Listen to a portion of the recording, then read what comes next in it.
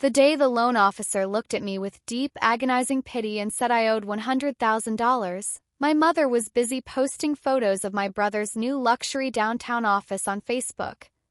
The caption read, "So proud of my self-made CEO." Exactly 6 months later, that same mother was standing in the freezing, pouring rain on my front porch. Her designer clothes were soaked, her mascara was running down her face in dark streaks, and she was clutching a crumpled bank foreclosure notice. She fell to her knees on the wet concrete, sobbing hysterically, begging me to call the district attorney and drop the felony charges. What happened between those 2 moments didn't just break my heart, it entirely shattered my reality, exposed a lifetime of lies, and destroyed my family forever. Welcome back to the channel. Today's story isn't just a standard family drama. It's a dark, harsh reality check about what happens when the people who are supposed to protect you decide to stab you in the back, and how karma always comes to collect its debts. We are diving deep into a story of financial abuse, extreme favoritism, and the sweetest, most satisfying revenge you will ever hear.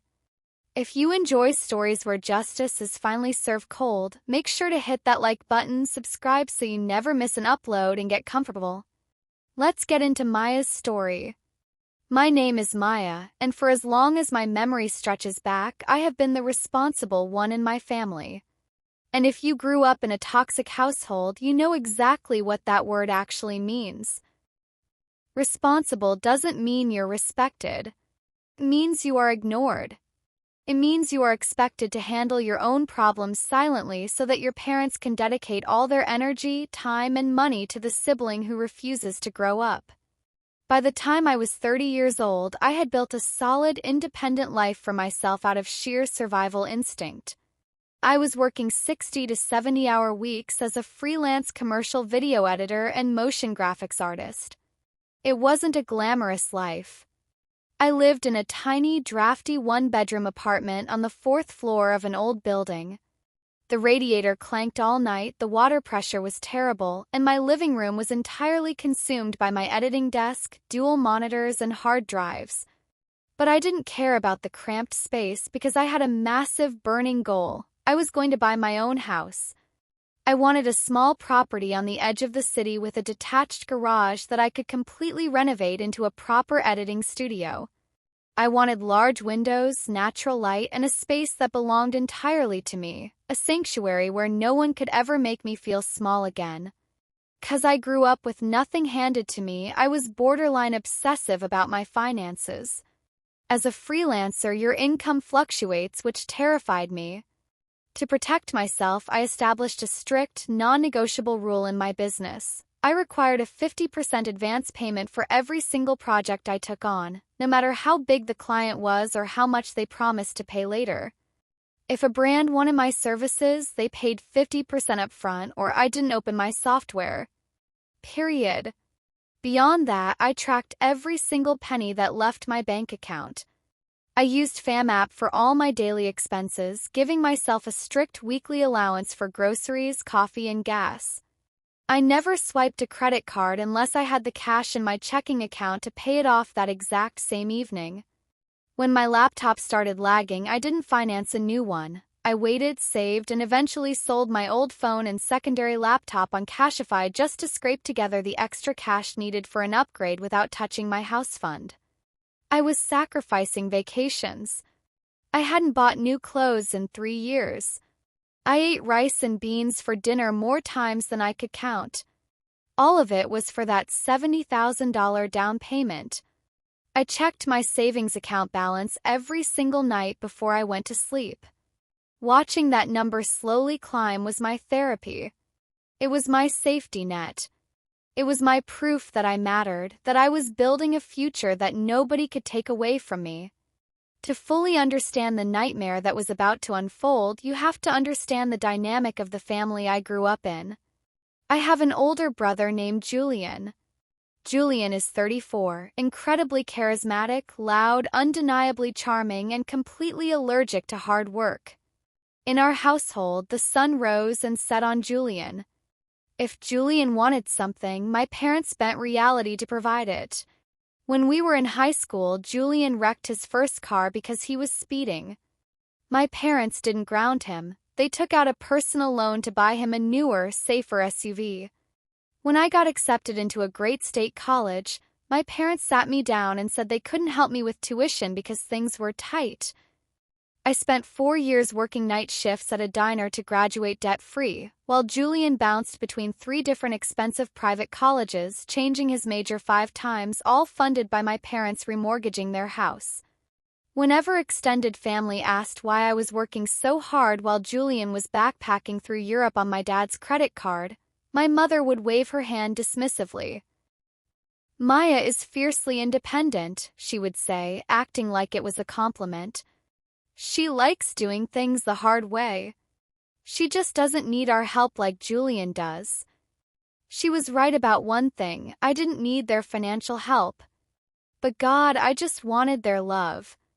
I wanted them to look at my small, quiet successes with the same absolute awe they reserved for Julian's massive, spectacular failures. And Julian failed a lot. He was constantly starting new, revolutionary businesses. First, it was a drop-shipping company selling cheap watches. Then it was a crypto consultancy firm. Then it was a premium fitness apparel line. Every single one of these ventures crashed and burned within 8 to 12 months. And every single time, he left a trail of unpaid vendors and maxed-out credit cards, usually taking thousands of my parents' hard-earned dollars down with him. But my parents never saw him as a failure. To them, Julian was just a misunderstood genius who hadn't found his big break yet. They enabled him to a pathological degree.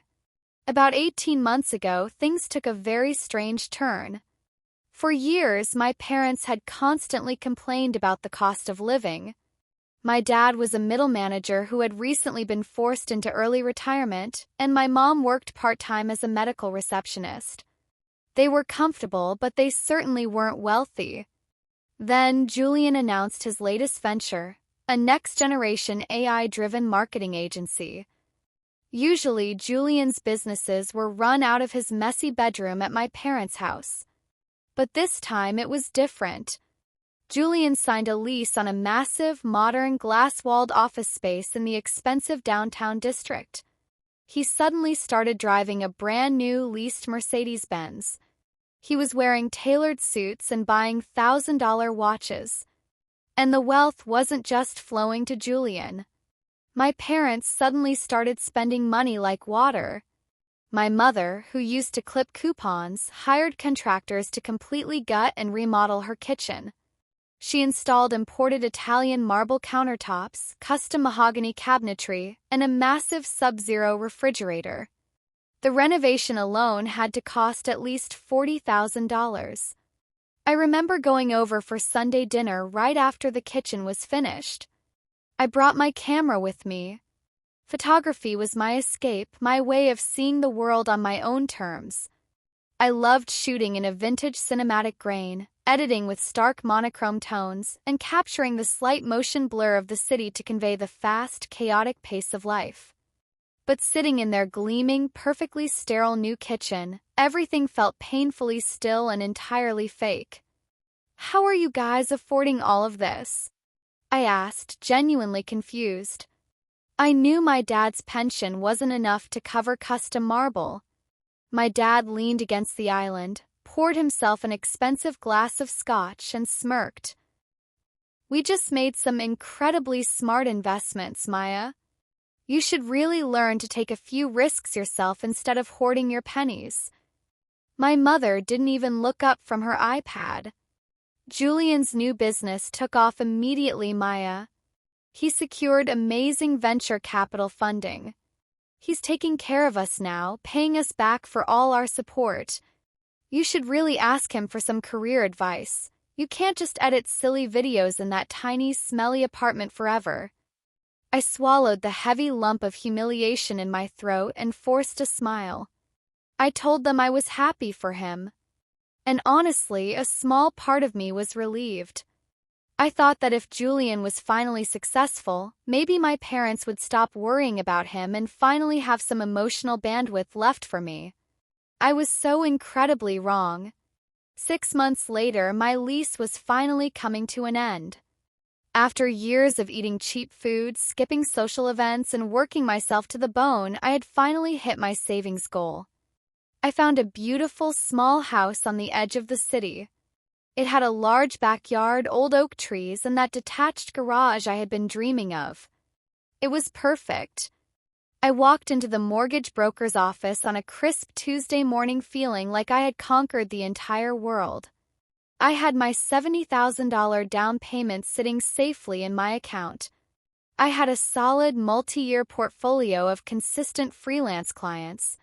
And I had a pristine credit history. 'Cause of my strict budgeting, I had never even missed a $20 minimum payment on a credit card. The broker, a kind, soft-spoken older man named Mr. Davis, took my heavy stack of paperwork with a warm, encouraging smile. I sat across from his massive oak desk, sipping a paper cup of water, mentally planning where I would place my editing desk in the new house. Mr. Davis typed my social security number into his keyboard. Then he stopped. He leaned closer to his monitor. His brow furrowed deeply. The warm smile completely vanished from his face. The silence in the office suddenly stretched out, becoming thick, heavy, and suffocating. I could hear the ticking of the wall clock echoing in my ears. "Mr. Davis?" I asked, my voice wavering slightly. "Is everything okay?" "Maya," he said slowly, his voice laced with absolute confusion and a terrifying amount of pity. "Are you currently aware of the massive commercial business loan active on your credit profile?" My stomach plummeted straight to the floor. "I'm sorry. No. I'm a freelance editor. I don't have any commercial loans. I've never applied for one." Mr. Davis turned his large monitor around so it faced me. "Maya, your credit score is 415. You are severely delinquent on a $100,000 commercial line of credit. It was opened exactly 18 months ago. The monthly payment stopped entirely 4 months ago, and the debt has been sold to a harsh collections agency." The room started spinning.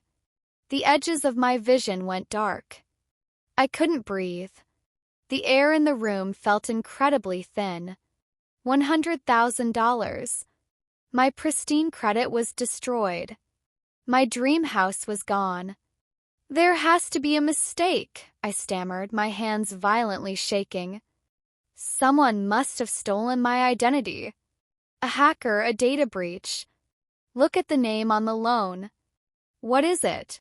Mr. Davis clicked his mouse, expanding the file. He read the text on the screen, and the words he spoke next felt like a physical bullet hitting my chest. "The loan is registered to an LLC," he said softly. "The company name is Julian AI Solutions."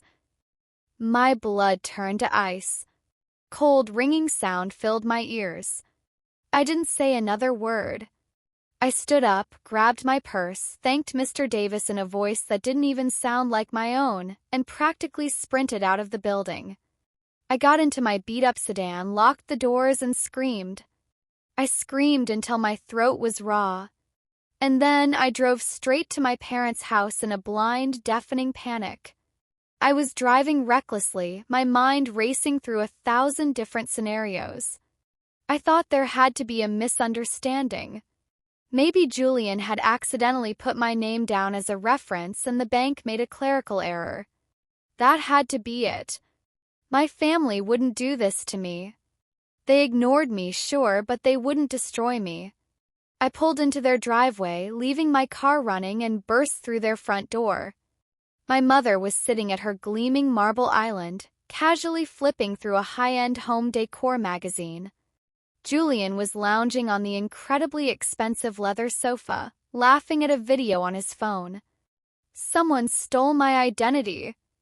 I sobbed hysterically, throwing the printed credit report Mr. Davis had given me onto the marble counter. "Julian, someone used your business name and my social security number. I have $100,000 in debt. My credit is ruined." I can't buy my house. We have to call the police right now. My mother froze. Color completely drained from her face. The magazine slipped from her fingers and hit the floor. Julian slowly sat up, the smile dropping from his face, and placed his phone face down on the coffee table. Neither of them looked confused. They looked caught. Maya, calm down, my mother said, her voice dropping to a harsh, commanding whisper. Take a deep breath. Do not overreact. And do not call the police. Overreact, I screamed, tears violently streaming down my face. Mom, my life is ruined. My credit is destroyed. It's 100 grand. That's when my dad walked in from the garage, wiping grease off his hands with a rag. He took one look at my tear-streaked face, looked at the crumpled bank paper on the counter, sighed heavily, and delivered the blow that shattered my reality into a million jagged, unfixable pieces. We did it, Maya, he said, sounding annoyed. I stood there, completely paralyzed. The world seemed to stop spinning. You did what? We took out the loan, my dad said, crossing his arms, acting as if I was the one inconveniencing him. Julian needed the capital to secure his office space and buy the equipment. His credit was completely ruined from that crypto disaster a few years ago, and our credit was tied up in the mortgage. We needed a clean profile. We just used your information. You used my information, I repeated, my voice hollow. You never use your credit anyway, my dad argued, raising his voice.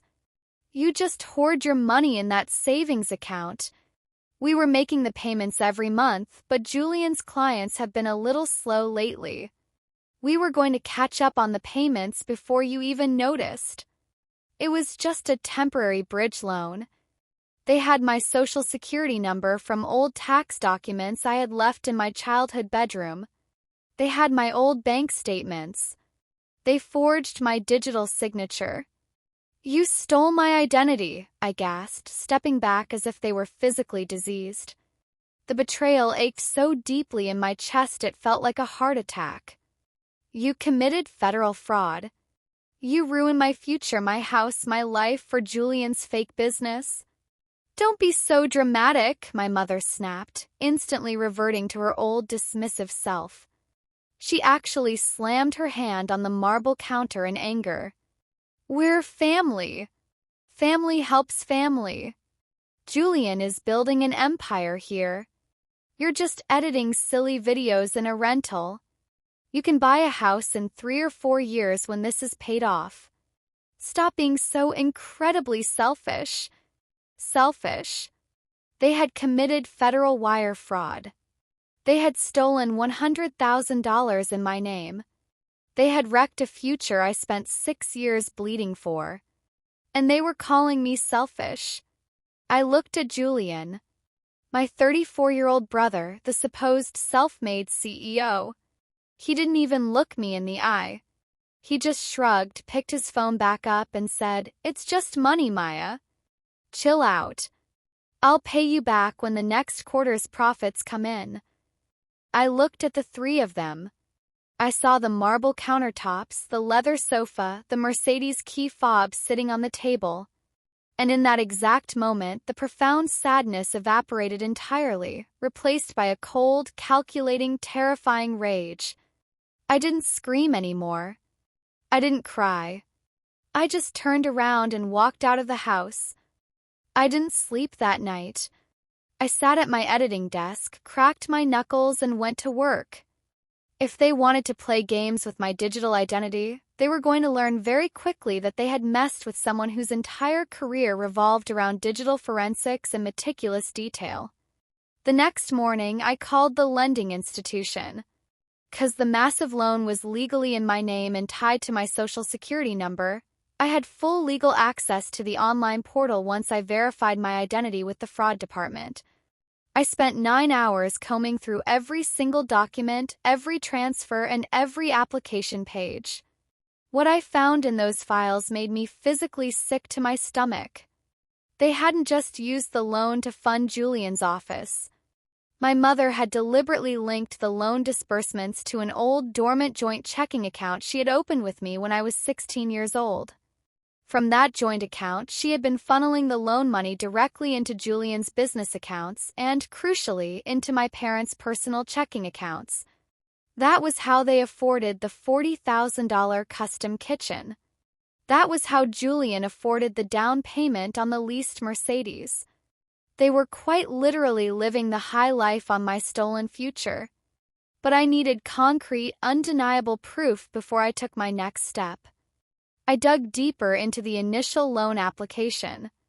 To secure $100,000 with no collateral, they needed to show massive proof of income.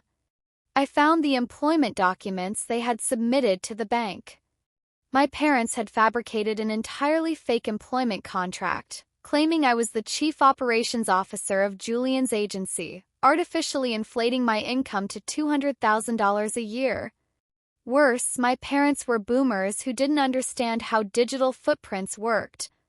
They had used their own home Wi-Fi IP address to digitally sign the loan documents via DocuSign, and they used the same IP address to submit the fake employment verification. It was a slam dunk. It was wire fraud, identity theft, and bank fraud all tied up with a neat little digital bow. I downloaded every IP log, every transfer receipt, and every fake forged document and organized them into a massive, undeniable PDF binder. I decided to give them one last chance to do the right thing. I opened my phone and sent a single text to a group chat with my father, my mother, and Julian. You have exactly 48 hours to pay off the $100,000 loan in full. If the balance is not at zero by Friday morning at 9 a.m., I am taking this file to the police. Julian replied 3 minutes later, "Oh, stop bluffing, Maya. You wouldn't do that to Mom and Dad. It would kill them. Grow up and stop acting like a victim." My mother texted right after, "Maya, please stop these childish threats. We don't have the money to pay it off right now. If you go to the cops, you'll destroy this family forever. Think about someone other than yourself for once." They genuinely thought I was weak. They thought the quiet, responsible daughter who always ate the scraps would just absorb a six-figure debt to protect the precious golden child. Friday morning arrived. At exactly 9 a.m. on Friday, I walked through the double doors of the downtown police precinct. Because of the sheer dollar amount involved and the clear, documented evidence of federal wire fraud and forgery, the front desk didn't just take a simple report. I was immediately escorted back and seated with a senior detective in the Financial Crimes Division. I handed him the thick binder I had printed out. I walked him through the IP logs, the fake employment contracts, the forged signatures, and the direct transfer receipts showing the stolen loan money flowing directly into my parents' personal checking account to pay for their kitchen remodel. The detective spent 30 minutes reviewing the file in silence. When he finally looked up at me, his expression was incredibly grave. "Ma'am," he said, leaning forward, "this evidence is extremely thorough. But you need to understand that if I file this and we proceed, the district attorney will take over. Your family members are looking at multiple severe felony charges. There is a very real possibility of prison time for all three of them. Are you entirely sure you want to press charges?" I didn't even blink. "I don't have a family," I replied smoothly. "I have 3 criminals who stole my identity and ruined my life. Press the charges." As soon as I left the precinct, I immediately filed a formal identity theft affidavit with the bank's National Fraud Department, providing them with the active felony police report number. The fallout was nuclear. And it happened faster than I ever could have imagined. 3 days later, I was sitting at my editing desk, rendering a large video file for a client, when my phone screen started lighting up like a Christmas tree. It was my mother. Then Julian. Then my dad. Missed call after missed call. Text messages were flooding in, filled with typos and extreme panic. I let every single call ring out to voicemail. I opened my FAM app on my phone and ordered myself a fancy, overpriced celebratory coffee to be delivered to my apartment. I felt a strange, profound sense of peace. When I finally listened to the voicemails an hour later, the sheer, unfiltered panic in their voices was absolute music to my ears. The bank's fraud department had acted with terrifying speed. Because my parents and Julian had illegally funneled the fraudulent funds into their personal and business accounts, the bank instantly froze all of their assets pending the criminal investigation. Julian's business accounts? Completely frozen. He couldn't make payroll. My parents' retirement savings? Frozen. Their personal checking and savings accounts? Locked down tight. That evening, I was walking from my car to my apartment building when Julian ambushed me. He had bypassed the security gate and was waiting in the dark parking lot. "You absolute psycho!" he screamed as he ran toward me, his face red and veins bulging in his neck. "The bank froze everything.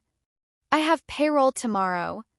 My landlord is locking me out of the downtown office. You're destroying my life." I stopped and looked at him. I didn't feel fear. I didn't feel intimidated. I just felt an overwhelming sense of pity for the pathetic man standing in front of me. "You destroyed your own life, Julian," I said, my voice dangerously calm and steady. "You, Mom and Dad. You stole $100,000 from me. Did you really honestly think I was just going to smile, take the hit, and pay for your leased Mercedes? Drop the charges right now," he demanded, taking a threatening step closer.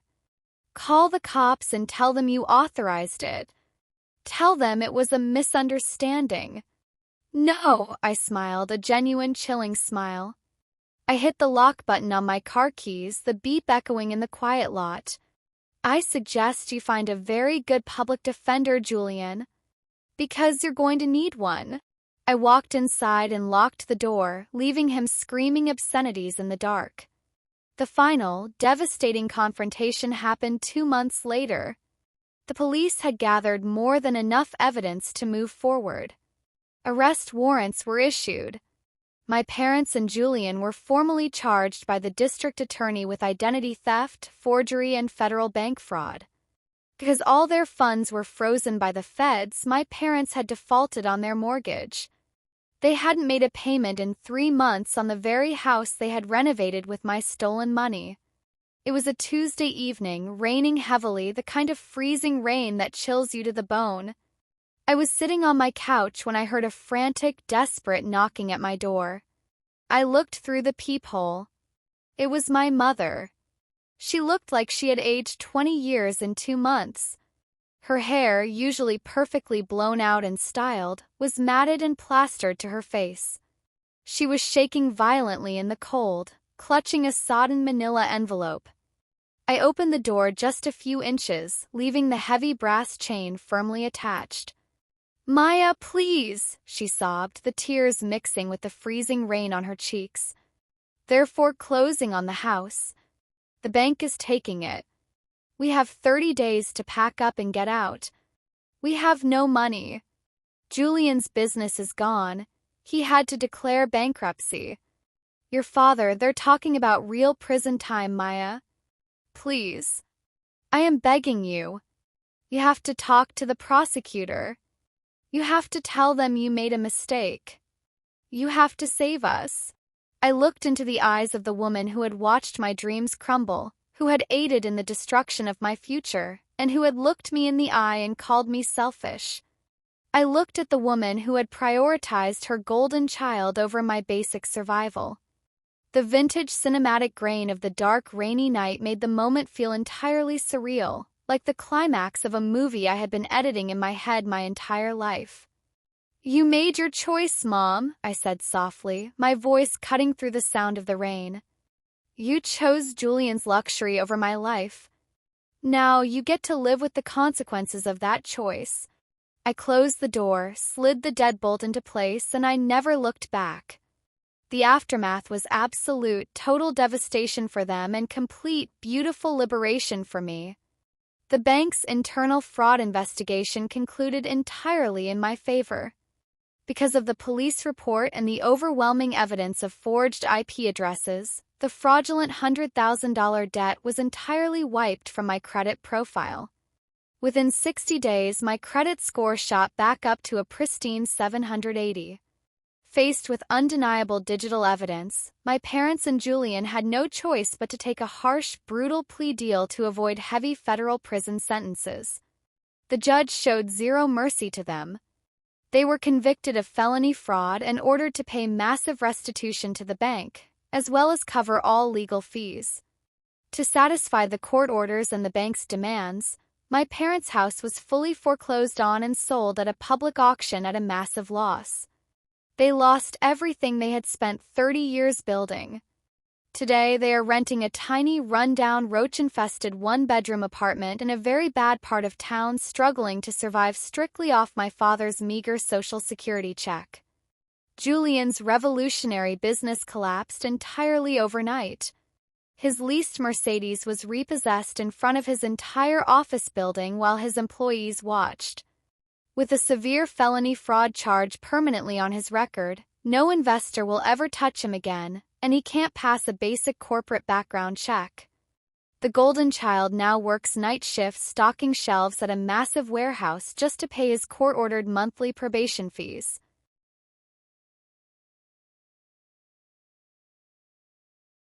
As for me, 3 weeks ago I finally closed on my dream house.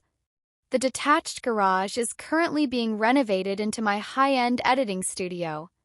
I still demand my 50% advance payments from every client. I still track my savings meticulously, and my business is thriving more than ever.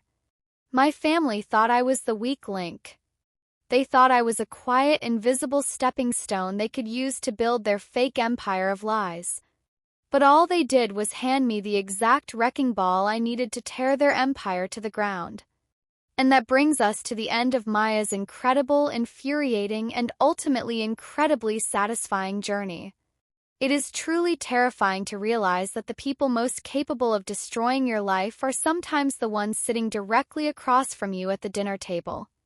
Her parents prioritized their golden child to the absolute extreme, but karma didn't miss a single detail when it came to serving justice. Now I turn the question to you. What would you have done if you were in Maya's shoes?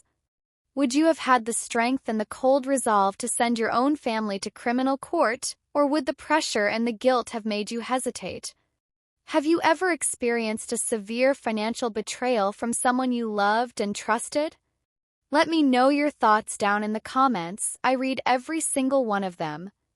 If this story resonated with you, or if it got your blood pumping, please hit that like button and don't forget to subscribe and turn on the notification bell so you never miss another story of sweet, satisfying justice. Until next time, stay safe and always, always protect your peace.